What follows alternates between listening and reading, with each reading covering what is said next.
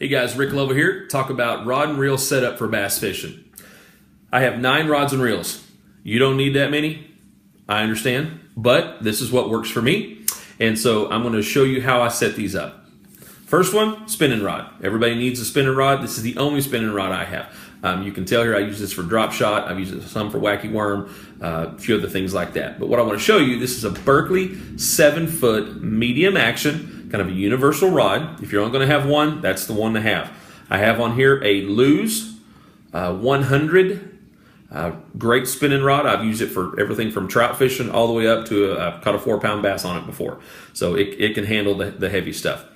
On all of my rods and reels, I use a braid backing with either a fluorocarbon or a monofilament leader on it, and I'll explain that. This one, I use a NanoFil. NanoFil is a braid that is put out by Berkley.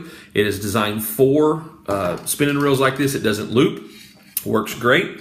I have tied onto this a 8-pound test vicious fluorocarbon. Anything that you use that you need to get down, anything that's not on the top of the water, I recommend using fluorocarbon because fluorocarbon does not float. It sinks down. There's no stretch to it. It's more sensitive. It's a great one for that one. To tie these together, if you can see this, put it against my shirt there. Here's my knot right here by my thumb. That is called an FG knot. You can see it's long and thin. It goes through eyelets, it goes through my micro guides. Fluke Master on YouTube has a great how-to video on how to tie this particular knot. Again, FG knot for all of these. The next rod I have 2 crankbait rods. These are both put out by Denali. Denali rods. This is the Rosewood series. This is the just a regular crankbait. It's a 7-foot 11-inch medium heavy rod. This is a very universal rod.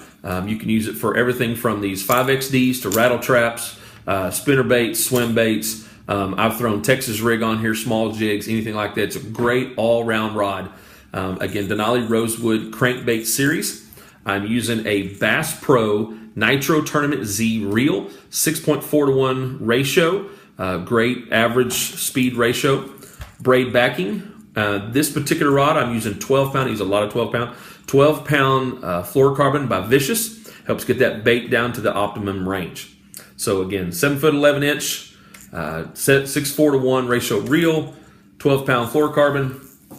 Work those crankbaits. The next one for the bigger crankbaits. This is a Strike King 6XD. I've thrown 10XDs. I've even thrown Alabama rigs. All of that on this particular rod. May change the line around, but this particular one.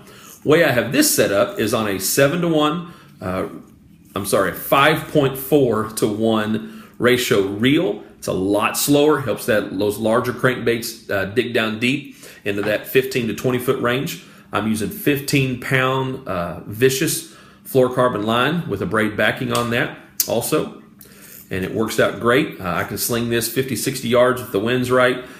Stays down in that optimum range. Highly recommend it. The next one is my swim bait rod. This is just an extra rod that I put together last year when I started throwing these Keitech swim baits. If I see fish schooling up, I'm grabbing this rod, chunking this out there. It's amazing how effective this has been. This is a Falcon Alpha Series 7-foot 11-inch medium heavy rod. It's a great rod for swim baits. It's made for spinner baits also, anything like that, bigger jigs. A great setup. I have a Shimano Calcutta reel on here. Again, braid backing with 12-pound. You've heard me say this 12-pound. You think, well, why don't you use the same one? It's a different rod. It feels different. It acts different. Plus, I don't like retying. And so I can just set one rod down, pick that one up, sling it out there, and I'm ready to go. Topwater. Everybody needs a topwater rod. I have one. Some people have several. This is a Lew's TP1, 6-foot 10-inch tournament professional grade rod. I love this rod here. You'll notice this grip is kind of soft, kind of like a tennis racket or a baseball bat. It's very comfortable to throw. I have a Mark Rose, which is also a Lew's Speed Spool Mark Rose Series 7.1 to rod reel. Again, braid backing. But with my top waters, I use a 20-pound monofilament. Mono floats, braid floats, keeps your bait up. This is a whopper plopper. I've thrown spooks, pop-ars, buzz baits, frogs, flukes, all those kind of top water type action with this. 6'10". It's shorter. I can pinpoint my cast a little bit better if I'm aiming for a specific bush or a particular splash or something like that. Highly recommend that. Moving in now to the Wacky Worm. Most people use a spinning rod for Wacky Worm, but I use this Lumiglass. It is a Senko special. It is designed for wacky rigging or shaky head or something like that. A Lew's, this is a 7.1 to 1 ratio reel. Good fast reel. I can slow it down if I need to, but a good fast reel. Braid backing with 8-pound fluorocarbon. I use 8-pound on the smaller stuff here. May even go down to 6, depending on the water clarity, things like that. But an extremely sensitive rod. If you're going to wacky rig and you want to try a bait caster with it, make sure you've got a very, very sensitive rod. You can feel what's going on down there. And this particular rod is designed for it and does a great job with it. Next one is my Texas rig rod. The only thing I do with this rod is Texas rig. It's a 7-foot medium heavy. Again, a Denali Rosewood series with a 6.4 to 1 ratio reel on here. I'm using this is 12-pound Vicious, again with a braid backing.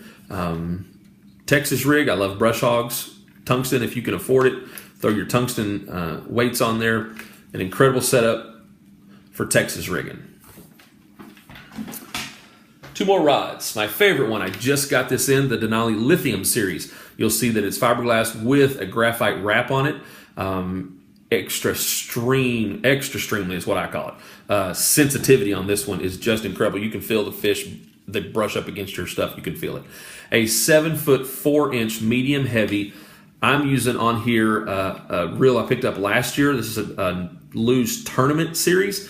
8.3 to 1. Very fast reel. I use it for flipping. You can see I've got one of these smaller flipping jigs on here. I'll talk about this more in another video I've got, but this one is a Living Gens bait bucket, custom made flipping jig, and using it on this one with 15-pound fluorocarbon, it is a bass catching machine. Finally, my last rod is my big flipping stick. Denali Covert series. A little bit different series on here. On most all of the Denali series, they have right here, you'll notice it's a piece of wood, and it helps with sensitivity. You keep your finger against that, you can feel everything the fish is doing. I'm running a 7.1, again a fast reel. There's a Lew's speed spool on this. You'll notice I've got all braid on this one for punching in the heavy stuff, for grass, a lot of wood, things like that. I leave this all braid. Also, I'll throw frogs on it if I need to. Sometimes I'll put a buzzbait or something on this one and have it double as another topwater rod. You can see I've got my 1-ounce tungsten weight here, my big punching rig setup. You'll notice I've got a rod wrap on it. This is something extra that I bought, put it on there, kind of like, a tennis racket. Kind of gives it a softer feel to it. You can tell I've worn this thing down. I wear it out. Love this setup, 7 to 1. Heavy stuff, got to drive it home. You need a big stick to do it with. That's the one to do. All right, trying to keep this video under 10 minutes. I'm going to do another video to talk about exactly how I use some of the baits that are on here. Talk about how you ought to be using Reel Magic with every rod and reel you have. Keeps your line fresh. A lot of different things like that. If you have any questions, any comments, feel free to put them in the comment section below, and I'll get to every one of them. Thank you.